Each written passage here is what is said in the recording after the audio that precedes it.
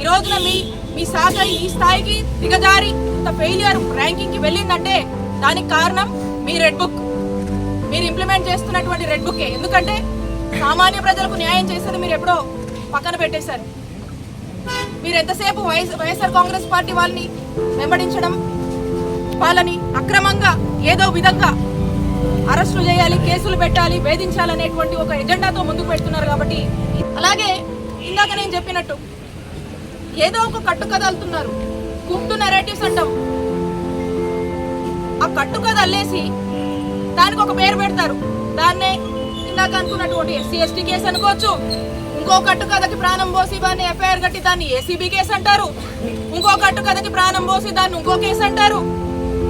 ఇలా ఎంతవరకు దిగజారంటే ఆఖరికి వెంకటేశ్వర స్వామి గుడికి వెళ్ళి పూజ చేసి బయటికి వస్తుంటే మా మీదే దాడి చేసి, మా కారు మీద దాడి చేసి, మా కారు మీద మీరే దాడి చేసి గుడికి వెళ్ళి పూజ చేసుకొని వస్తున్నటువంటి నా మీద కేసు కట్టి, మా కార్యకర్తలు మా నాయకుల మీద కేసు కడతారు మీరు.